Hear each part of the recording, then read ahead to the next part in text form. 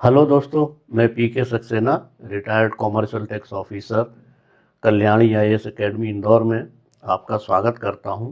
जैसा कि मैंने आपको अपने पिछले लेक्चर्स में बताया था कि मेरे जो लेक्चर्स इस समय चल रहे हैं वो निबंध के टॉपिक्स पर चल रहे हैं।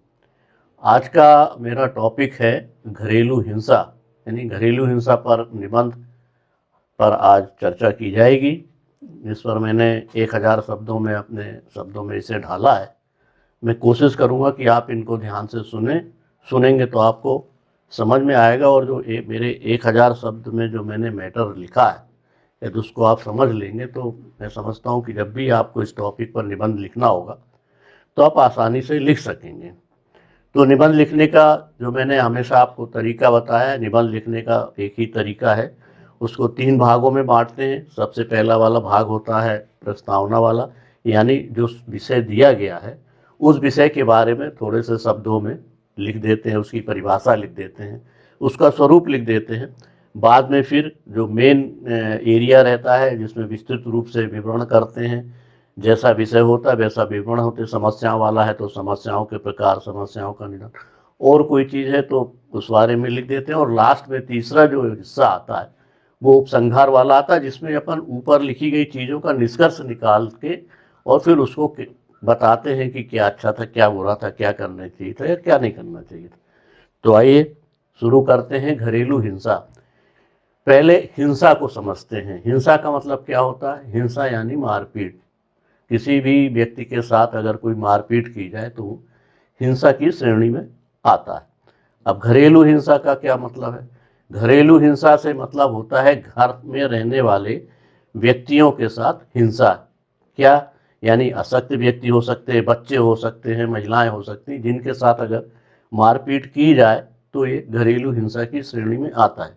देखिए, हिंसा और घरेलू हिंसा दोनों व्यापक शब्द हैं। मतलब घरेलू हिंसा में सभी आ जाते हैं, अशक्त वो जो बड़े बूढ़े हैं, छोटे बच्चे हैं और महिलाएं। लेकिन यहाँ पर घरेलू हिंसा से मतलब वास्तव में महिलाओं के साथ होने वाली जो हिंसा है उस तात्पर्य में इस विषय को लिया गया है। हमारे देश में मुख्यतः या देखें कहाँ भी, जब से भी सभ्यता का उत्थान हुआ है या जब से मानव पैदा हुआ है तब से घरेलू हिंसा का चलन चलता चला आ रहा है। कोई भी देश हो, कितना भी विकसित देश रहा हो, सभी देशों में घरेलू हिंसा पाई जाती थी। तो ये बड़ा व्यापक विषय है। घरेलू हिंसा आज भी मौजूद है, एडवांस हो गए फिर भी मौजूद है।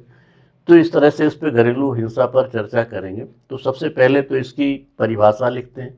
परिभाषा में वही आ गया, घरेलू हिंसा वो हिंसा है जो घर के अंदर रहने वाले ऐसे व्यक्तियों के साथ होती है जो अशक्त होते हैं। यानी या तो वो महिला हो सकती है या कोई ऐसे अशक्त लोग हो सकते हैं जिनके साथ मारपीट की जाती हो। तो ये घरेलू हिंसा हो गई। इसके बाद घरेलू हिंसा के कारणों पर चर्चा करेंगे। घरेलू हिंसा के क्या कारण हो सकते हैं? महिलाओं के साथ जो घरेलू हिंसा होती है, उनके साथ जो मारपीट होती है, उसके क्या कारण हो सकते हैं?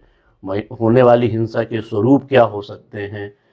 इनको कैसे अपन दूर कर सकते हैं? और इनके लास्ट में किस तरह से इंसान को या पुरुष वर्ग को ऐसा अपना आचरण करना चाहिए ताकि इस समस्या का निदान हो सके। क्योंकि देखिए, घरेलू हिंसा कई रूपों में होती है। उसके स्वरूप 2-3 स्वरूप हो सकते हैं जो जिनके साथ वो महिलाओं के साथ घरेलू हिंसा होती है।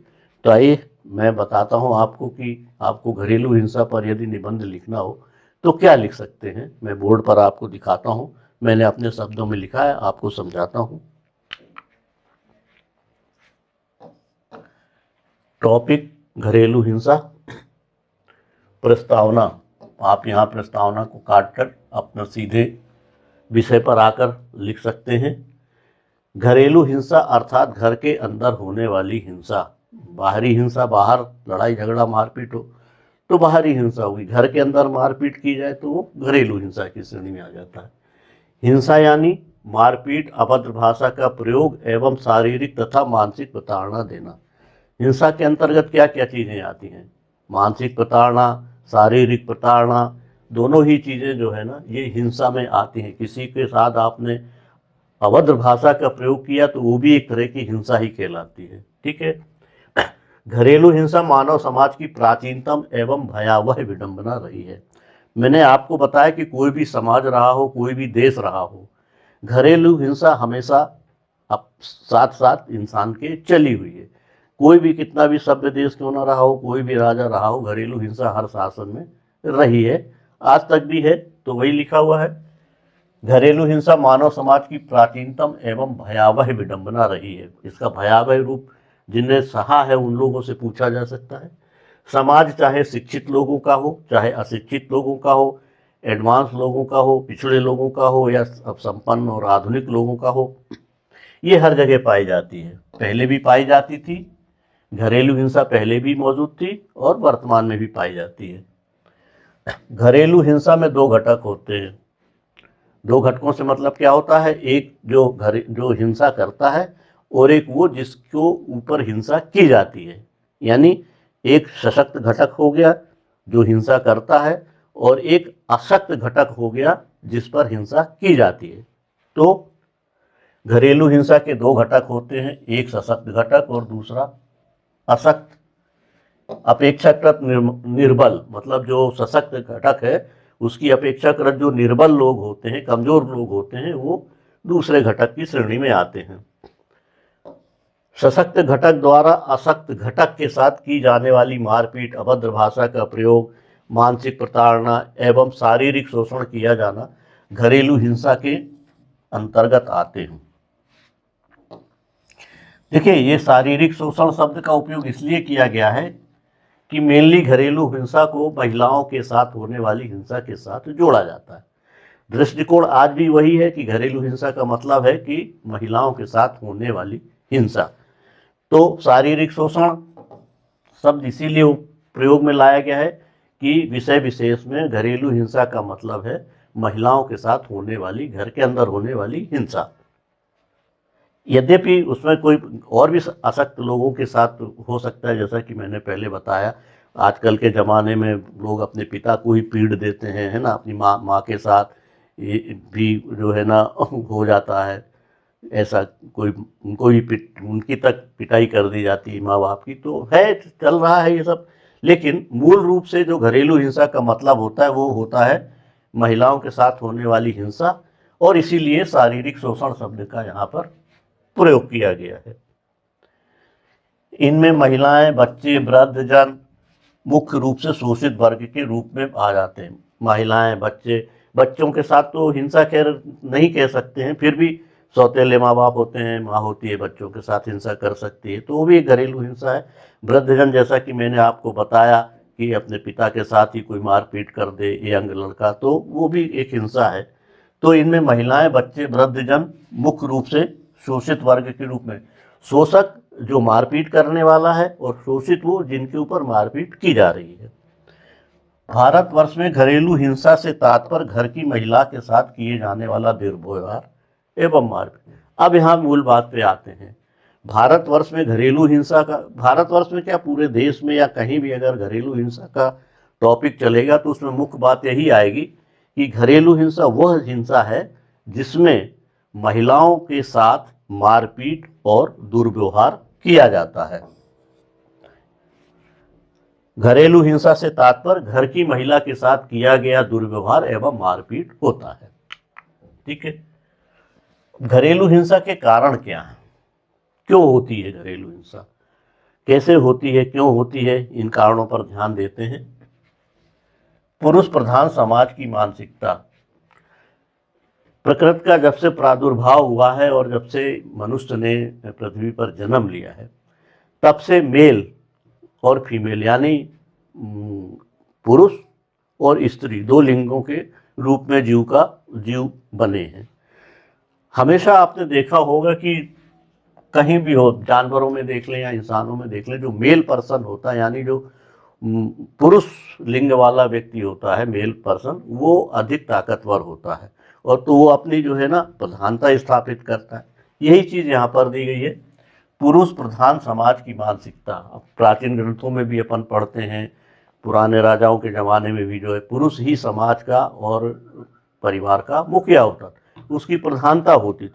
तो आज भी ये हमारे दिमाग में, आज के पुरुषों में भी दिमाग में ये भरा हुआ कि हम ही सशक्त हैं, इसलिए हम परिवार में जो चाहें वो कर सकते हैं। तो पुरुष प्रधान समाज की मानसिकता, हमारा समाज आज भी पुरुष प्रधान है और हमारे दिमाग में बात बैठी हुई है कि हम ताकतवर हैं, इसलिए हम जो चाहें वो कर सकते हैं। प्राचीन काल से ही विश्व में हर जगह पुरुष प्रधान समाज रहा है, पहले भी था, आज भी है। पुरुषों द्वारा स्वयं को महिलाओं की अपेक्षा अधिक शक्तिशाली माने जाने वाली मानसिकता है। देखिए वही चीज आ गई, पुरुष की ये सोच है कि मैं महिला से ज्यादा ताकतवर हूं, इसलिए मैं उसके ऊपर राज कर सकता हूं, जो कुछ चाहूं वो कर सकता हूं। तो ये जो मानसिकता है कि मैं महिला से मजबूत हूं, शक्तिशाली हूं, इसलिए मैं घरेलू हिंसा कर सकता हूं। चूंकि महिलाएं शारीरिक रूप एवं शक्ति में प्राकृतिक रूप से कमजोर होती हैं, स्वाभाविक है महिलाओं का कमजोर होना, प्राकृतिक रूप से भी कमजोर हैं और मानसिक रूप से तो इसलिए वो कमजोर हो जाती है क्योंकि सारी की सारी जवाबदारी परिवार की उनके ऊपर होती है। हालांकि जब किसी परिवार पर मुसीबत आने पर उनकी मानसिकता सबसे ज्यादा दृढ़ होती है, लेकिन प्राकृतिक रूप से ये माना जाता है कि वे शारीरिक रूप से कमजोर होती हैं। उस कारण से भी पुरुष प्रधान समाज की स्थापना को और अधिक बल या दृढ़ता मिली। मतलब ये माना गया कि महिलाएं चूंकि कमजोर होती हैं, इसलिए पुरुषों की प्रधानता बनी रहेगी, इसमें कोई रोक टोक नहीं हो सकती। पुरुषों की इसी मानसिकता ने उन्हें महिलाओं के प्रति क्रूरता करने की स्वतंत्रता दे दी। यानी क्या, जब आदमी तानाशाह हो जाता है तो वो ना चाहते हुए भी कुछ ऐसे काम कर लेता है जो नहीं करने चाहिए, क्योंकि तानाशाही में उसका ही राज होता है, वो जो चाहे वो कर सकता है, कोई रोक टोक नहीं होती। तो ये तानाशाही वाली जो भावना आ जाती है वो भी इसमें लागू होती है कि पुरुष चूँकि तानाशाही प्रवृत्ति का हो जाता है, वो सबसे मजबूत मानता है अपने आप, तो उसको महिलाओं के प्रति क्रूरता करने की स्वतंत्रता मिल जाती है। प्रकृति का सिद्धांत भी यही है कि बलशाली हमेशा कमज़ोर पर शासन करता है। प्रकृति का ये नियम है, जो भी बलशाली होता है वो कमज़ोर को दबाता है और उस पर शासन करता है, चाहे जानवरों में हो चाहे इंसानों में हो, हर जगह ये चीज़ देखने को मिलेगी। और वो स्वच्छंद भी होता है, जो बलिष्ठ होता है वो स्वतंत्र हो जाता है। इसी स्वच्छंदता ने पुरुषों को महिलाओं के साथ अत्याचार करने का अधिकार दे दिया। अत्याचार मतलब कोई भी ऐसा काम करो जिससे उनको ठेस पहुँचे, उनके साथ मारपीट करो, गाली गलौज करो, अभद्र व्यवहार करो, घर से निकाल दो, पैसे मत दो खर्चे के लिए, कुछ भी कर सकते हैं। तो ये जो पुरुषों को महिलाओं के साथ अत्याचार करने का अधिकार क्यों मिला? क्योंकि वो बलशाली हैं और बलशाली हमेशा कमज़ोर पर शासन करना चाहता है। महिलाओं में भावात्मक संवेदनशीलता एवं सहनशीलता, महिलाओं का ये जो गुण है भावनात्मक संवेदनशीलता, एक तो हृदय से वो बड़ी ममतामयी होती हैं सबके प्रति, और सहनशीलता का गुण महिलाओं में बहुत ज़्यादा होता है। कुछ मजबूरीवश होता है, कुछ प्राकृतिक रूप से होता है। उनकी सहने की क्षमता, सहन करने की क्षमता बहुत कुछ होती, गलत भी हो जाए, कुछ हो गया तो ओवरलुक कर देती हैं और सहन करती रहती हैं। तो इनके अंदर ये जो दो कमजोरियां भी कह सकते हैं इसको, भावनात्मक संवेदनशीलता और सहनशीलता। प्राकृतिक रूप से महिलाओं में संवेदनशीलता एवं सहनशीलता की मात्रा का प्रतिशत पुरुषों से ज़्यादा होता है। ठीक है, इसी कमजोरी के कारण, देखिए कमजोरी शब्द यहाँ पर कहा गया है कि ये दोनों चीज़ें, भावनात्मक संवेदनशीलता और सहनशीलता, ये कमजोरी हैं, और इसी कमजोरी का फ़ायदा उठाकर पुरुष वर्ग महिलाओं के साथ दुर्व्यवहार करने की और अपनी प्रभुता को स्थापित करने तथा स्वामित्व स्थापित करने के लिए उसके अंदर ये भावना जन्म ले लेती है।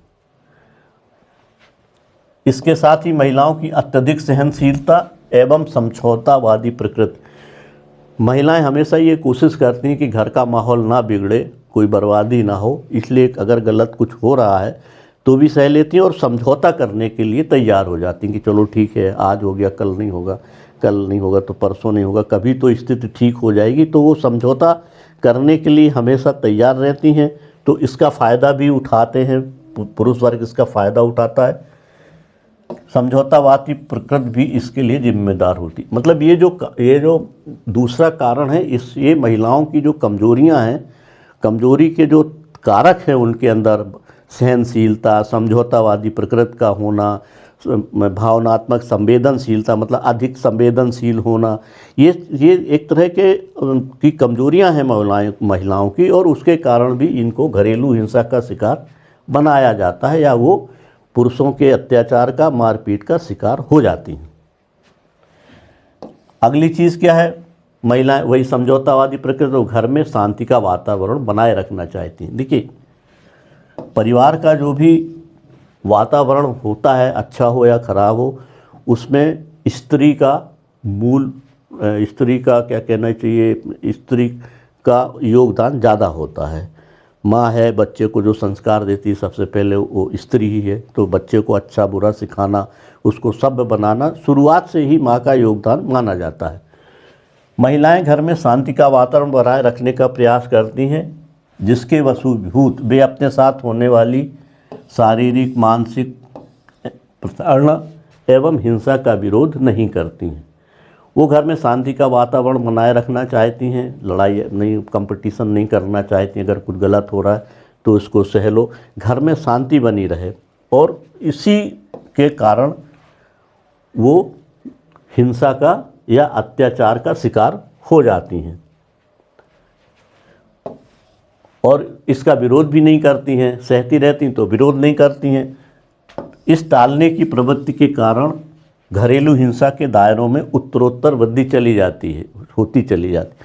माने महिला कोई विरोध कर नहीं रही है तो पुरुष स्वच्छंद होता जाता और उसमें घरेलू हिंसा में उत्तरोत्तर वृद्धि ही होती जाती, मतलब कोई कमी होने की संभावना नहीं रहती है।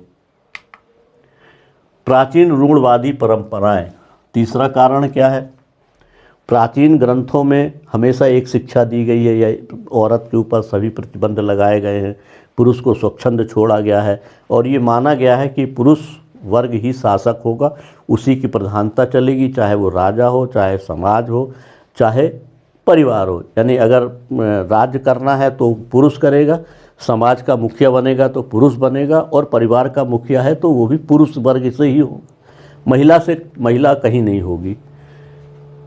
आज भी देखते हैं अपन की शासकों में महिलाओं का प्रतिशत कितना कम है, कहीं भी जहाँ भी देखें तो शुरू की प्रॉब्लम है वो प्राचीन ग्रंथों में प्रारंभ से ही नारी को पुरुष की दासी के रूप में स्थापित किया गया है।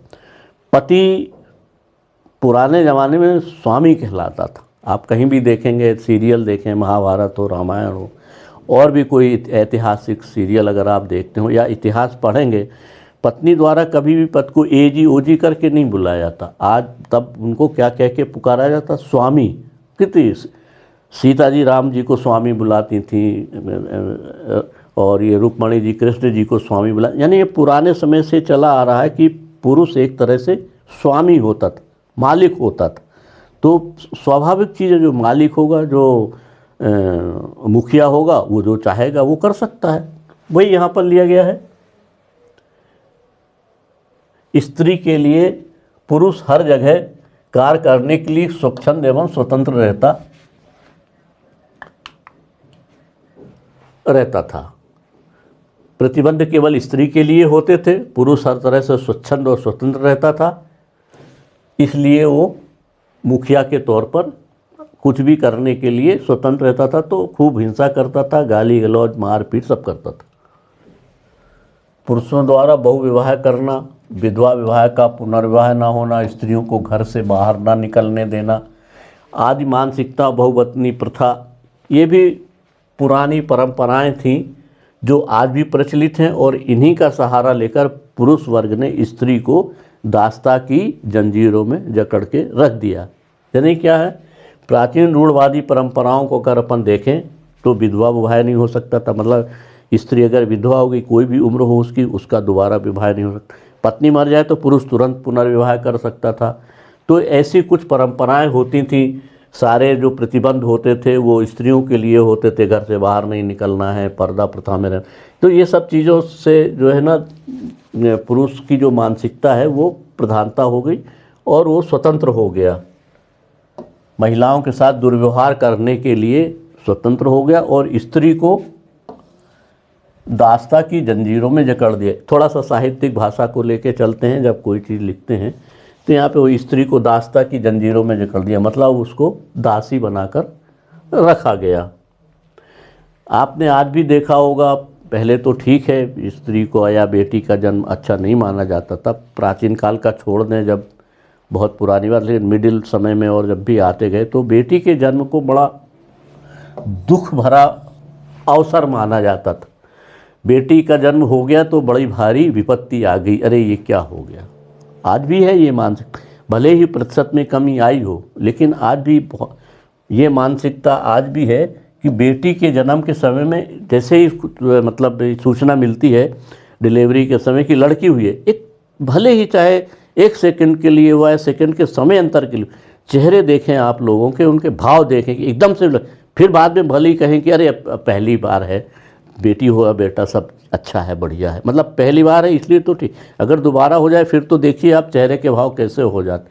तो बेटी के जन्म के समय खुशियाँ ना मनाना, जननी को निकृष्ट दृष्टि से देखना, मतलब यदि औरत ने लड़की को जन्म दे दिया तो सारा दोष जन्म देने वाली औरत का हो गया, और उसको ऐसे तिरस्कार की दृष्टि से देखते थे कि इसने कोई अपराध कर दिया। तो इन सब चीज़ों की जो मानसिकता थी, ये कारक भी घरेलू हिंसा के लिए बहुत बड़े कारक बन गए। दहेज प्रथा, पहले के ज़माने में चूँकि जो विवाह होते थे वो कच्ची उम्र में हो जाते थे, या लड़का बेरोजगार भी है तो भी उन्होंने कहा भाई शादी कर दो, ज़्यादा उम्र का लड़का हो जाएगा या लड़की हो जाएगी तो या तो कोई दुर्घटना हो जाएगी या शादी में दिक्कत जाएगी। तो बाल विवाह की प्रथा थी, उनके पास कुछ होता नहीं था, कच्ची गृहस्थी है, तो ये एक भावना लेके पहले चलाई गई थी ये भावना, भाई इन नव दंपत्ति को गृहस्थी शुरू करने के लिए कुछ प्रारंभिक जो प्राथमिकता वाला सामान होता है, खाने पीने का बर्तन, पानी पीने के बर्तन रखना, एक बिस्तर चारपाई देना ताकि ये सो सकें, अपना जीवन यापन कर सकें, फिर धीरे धीरे खुद सक्षम होकर अपने घर गृहस्थी को बना सकेंगे। लेकिन प्राथमिक आवश्यकताओं के तौर पर जो चीज़ें दी जाती थी वो इस प्रथा के तहत दी जाती थी कि इनको जीवन यापन में सहयोग मिलेगा। उस चीज़ को आज मॉडर्न ज़माने में आधुनिकीकरण में दहेज प्रथा के रूप में बदल दिया गया। यानी अगर आप लड़की की शादी कर रहे हैं तो आपको दहेज देना ही देना है। दहेज के कई रूप होते हैं, बोल भाई हमें तो कुछ नहीं चाहिए, जो आप दोगे अपने लड़की को दोगे, हमारा क्या है, जो देना हो दो। ये केवल दहेज का मतलब ये नहीं कि आपने कोई चीज़ ले ली या नगद ले लिया। दहेज में यहाँ तक इस श्रेणी को भी दहेज माना जा सकता है कि भाई आप 5 स्टार होटल में रिसेप्शन दीजिएगा ताकि हमारे मेहमान जो आए वो याद रख सकें हमेशा के लिए, क्योंकि पहली बार ही तो, एक ही बार तो शादी होती। बहुत सारी चीज़ें, बहुत सारे। तो ये जो दहेज प्रथा है आज आप देखिए कि उसने कितना भयावह रूप ले लिया है। यानी पहले जो चीज़ अच्छी थी, एक आवश्यकता के अनुसार, एक किसी भावना के तहत कि भाई नव दंपत्ति को सहारा मिलेगा, उसको तो छोड़ दिया गया। ये मान लिया गया कि ये लड़की का विवाह है तो इसको तो दहेज देना ही है, ये आवश्यक चीज़ हो गई, इस एक रूढ़ि में बदल गई। तो क्या हुआ, ये दहेज प्रथा ने भयानक रूप ले लिया। बेटी के विवाह में नगद मांग के साथ साथ, यानी नगद मांग तो कर ही लेते हैं, हर तरह के कार्य करने के लिए भौतिक सुविधाओं वाले चीज़ें भी मांग ली जाती हैं। यानी नगद मांग तो है ही, भौतिक सुख सुविधाओं वाले सामान की मांग ने भी इस प्रथा को भयानकता प्रदान की है। लड़के वालों की क्या स्थिति हो जाती है, हम अब देखते हैं समाज में कई लोगों को तो लड़की की शादी करने के लिए इतना उधार लेना पड़ता है कि, और वो सोचता है भाई कैसे भी ये जवाबदारी निपट जाए। तो बहुत सारी चीज़ें हैं उसके पीछे। उसके लिए अपन लिख सकते हैं कि नगद मांग के साथ ही भौतिक सुख सुविधाओं वाली वस्तुओं को भी मांग खुलेआम की जाती है। और वो जो प्रथा थी वो दहेज प्रथा के रूप में, भयंकर प्रथा के रूप में भयावह स्थिति में आ गई है।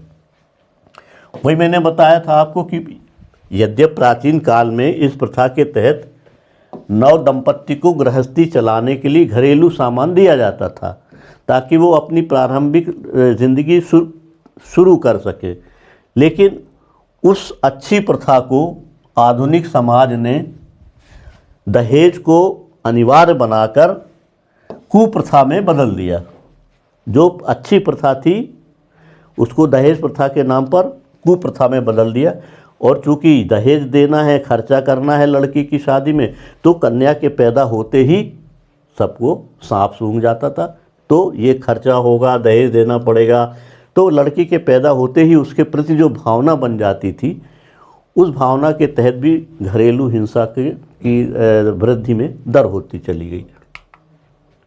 महिलाओं का अशिक्षित होना, देखिए एक कारण ये भी, महिलाएं अशिक्षित नहीं हैं, अपने अधिकार नहीं जानती हैं, उनको उनकी मानसिकता पहले से चली आ रही कि हाँ भाई, अरे औरत तो केवल घर के लिए होती, पति या मर्द जो चाहे वो कर सकता है। उनको ना अपने अधिकारों की जानकारी है, ना कानून की जानकारी है, ना प्रशासन की जानकारी है।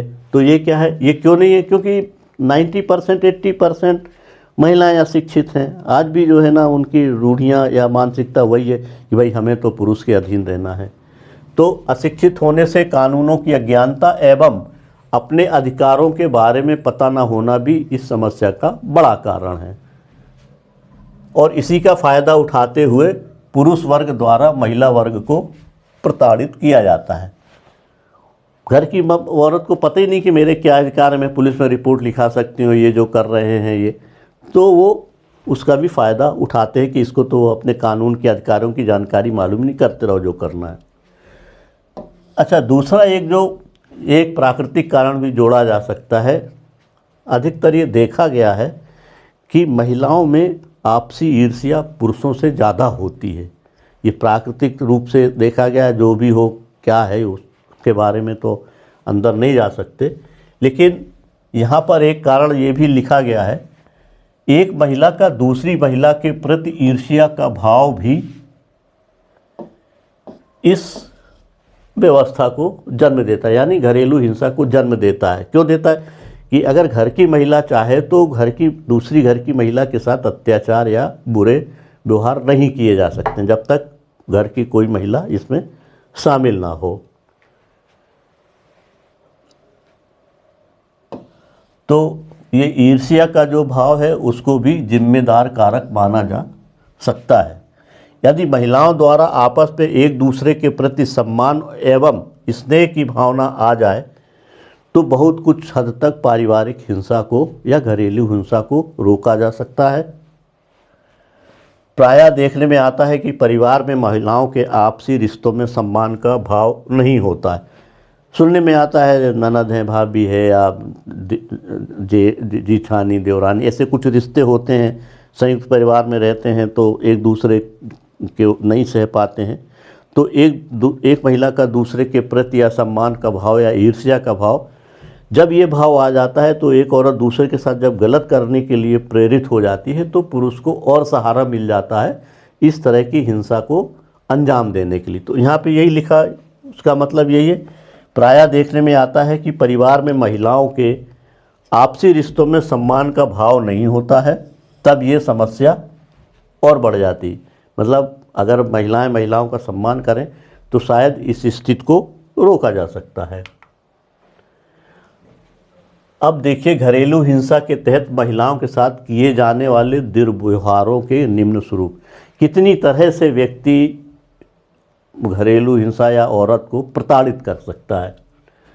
एक तो शारीरिक दुर्व्यवहार, मारपीट करना, ज़बरदस्ती शारीरिक शोषण करना, इच्छा के विरुद्ध कोई भी कार्य करवाना, तो ये शारीरिक दुर्व्यवहार में आ जाता है। चोट पहुंचाना, मौखिक एवं भावनात्मक दुर्व्यवहार, जो मैंने आपको बताया कि लड़की का जन्म हो गया तो कुछ भी कहना, अभद्र भाषा का प्रयोग करना, अरे ये तो ये है, फलाना है, ढिकाना है ना।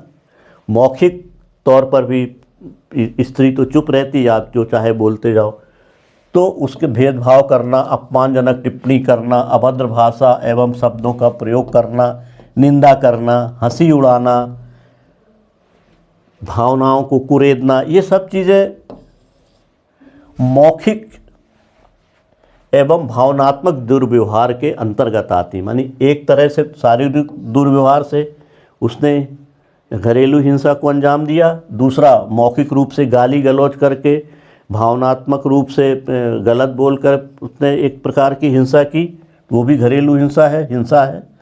आर्थिक दुर्व्यवहार, मतलब यदि स्त्री को कुछ अच्छा चाहिए है तो उसके लिए उसको पैसे ना देना, घर खर्च में कटौती करना, अपने ऊपर तो पुरुष सब खर्च कर लेगा, शराब भी पी लेगा, जुआ भी खेलाएगा, पिक्चर भी दिखाएगा, उसमें उसको लेकिन यदि घर की स्त्री के लिए अगर कोई आवश्यक चीज़ चाहिए हो तो उसको उपेक्षित करना, यानी भरण पोषण ना करना, कुछ भी खाने को देना, अच्छा भोजन एवं दवाइयाँ देना।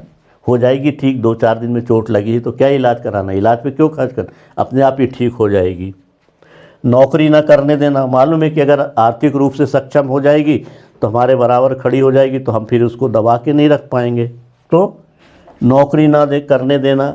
घर गृहस्थी की वस्तुओं को उपयोग पर प्रतिबंध लगा देना, अरे क्या टीवी देख रही है, जरूर नहीं हटो फोन, तो इस तरह की चीज़ों पर प्रतिबंध लगा देना। और आवश्यकता होने पर नगद राशि ना देना, उसको कोई आवश्यकता है अपनी शारीरिक या कोई चीज़ खरीदनी है तो कोई प्राइवेट चीज़ खरीदनी है तो पैसे ना देना, ये आर्थिक दुर्व्यवहार की श्रेणी में आते हैं। लेकिन ये है सब हिंसा के रूप ही। आप अगर किसी स्त्री को उसकी आवश्यकता के हिसाब से अगर उसका भरण पोषण नहीं कर रहे हैं और उसको आर्थिक मदद नहीं दे रहे हैं तो ये भी एक तरह की आप घरेलू हिंसा कर रहे हैं उसके साथ। अब इतनी सब चीज़ों का लिखने के बाद, ये सब विवरण देने के बाद, अब लास्ट में अपन उपसंहार की श्रेणी में आ गए। मतलब क्या हुआ कि ऊपर जो अपने सब विश्लेषण किया है, जो भी विषय के बारे में बोला है या लिखा है, जो कहा है, उसको अब निष्कर्षतः यहाँ पर लिखते हैं। कैसे लिख सकते हैं उसको? यद्यपि महिलाओं के साथ हिंसा की घटनाएं प्राचीन काल से लेकर वर्तमान आधुनिक समय तक वैसी की वैसी ही हैं, तथापि महिलाओं को इस यातना से उबारने के लिए कहीं ना कहीं आके जब ये चीज़ महसूस हुई, किसी भी समय तक आके महसूस हुई, भले ही 20वीं सदी में आकर ये महसूस हुआ कि भाई ये सब जो हो रहा है औरतों के साथ, ये गलत हो रहा है। किसी ने किसी की सोच आई होगी, किसी ने सोचा होगा, किसी भी कारण से घरेलू हिंसा अधिनियम 2005 का प्रावधान लाते हुए महिला आयोग की स्थापना की गई। यानी एक आयोग बनाना पड़ा, एक कानून अलग से लाना पड़ा महिलाओं की सुरक्षा के लिए कि आपके साथ यदि हिंसा होती है या आपके साथ कोई गलत व्यवहार होता है तो आप अधिनियम 2005 के तहत अपनी शिकायत दर्ज करा सकती हैं और महिला आयोग उसकी जांच करेगा। इसका काफ़ी असर पड़ा है। आज वर्तमान समय में इस कानून के लागू होने के बाद महिलाओं की स्थिति में काफ़ी सुधार देखने को मिला और उनकी क्या कहना चाहिए कि उनके मान सम्मान में, इज्जत में काफ़ी वृद्धि देखने को मिलती है। इस अधिनियम के तहत घरेलू हिंसा के किसी भी रूप के विरुद्ध वैधानिक कार्रवाई का अधिकार महिलाओं को दिया गया है। मैंने बताया आपको कि उनके साथ यदि कोई व्यवहार गलत होता है तो वो रिपोर्ट लिखा सकती हैं। इस अधिनियम की स्थापना से आज काफ़ी हद तक महिलाओं को सामाजिक और पारिवारिक सम्मान मिलने लगा है। जो मैंने बताया आपको कि काफ़ी स्थिति में सुधार आया है और स्त्रियों का सम्मान बढ़ गया है। लेकिन ये कार्य केवल कानून के भरोसे नहीं किया जा सकता। देखिए, कोई भी चीज़ होती, कोई भी व्यवस्था है या कोई भी अव्यवस्था है, यदि उससे लड़ना है तो कानून के साथ साथ जनता का उसमें सहयोग अपेक्षित होता है। कोई भी चीज़ हो, वही चीज़ यहाँ पे कही गई, यदि महिलाओं की स्थिति को सुधारना है तो ये केवल कानून के भरोसे नहीं किया जा सकता। आप सोचें कि कानून बना दें और कठोर कानून बना दें, नहीं, उससे स्थिति में सुधार उतना नहीं आ सकता जितना कब आएगा जब पुरुष वर्ग इस चीज़ को महसूस करे कि जो हम कर रहे हैं वो गलत है। और कानून तो ठीक है अपनी जगह, लेकिन उनको ये सोचना चाहिए पुरुष वर्ग को कि नहीं, महिला का सम्मान करना हमारा दायित्व है। जब ये भावना आ जाए तो इस प्रथा पर या इस बुराई पर रोक लगाई जा सकती। यानी यह कार्य केवल कानून के भरोसे नहीं किया जा सकता, इसमें पुरुष वर्ग को अपनी संकुचित मानसिकता को बदलने की आवश्यकता है। यानी जो पुरुष वर्ग है उसकी जो संकुचित मानसिकता है कि मैं प्रधान हूँ, मैं पावरफुल हूँ, मैं शक्तिशाली, तो मुझे ये सब हिंसा करने का अधिकार मिला हुआ, इस मानसिकता को पुरुष को बदलना पड़ेगा, तब कहीं जाके इस स्थिति में सुधार हो सकता है। तो यहाँ आके निबंध की समाप्ति हो गई। मैं आशा करता हूँ कि मैंने जो बोला है या जो बताया है उसे आप लोगों ने समझा होगा। इसको आप अपने शब्दों में अगर लिखेंगे, सुनने के बाद कोशिश करेंगे, कोई ज़रूरी नहीं कि मेरे ही शब्द रहे, मैंने आपको शीर्षक बता दिए, तरीका बता दिया, कारण बता दिए, और भी जो चीज़ें वो सब बता दिए। बस आपको कुछ नहीं करना है, मेरे सुने हुए को अपनी राइटिंग में लिखने का प्रयास करना है। एक बार लिखिए, 2 बार लिखिए, 4 बार लिखिए, तब तक लिखिए जब तक आप 1000 शब्द विषय विशेष के बारे में नहीं लिख लेते हैं।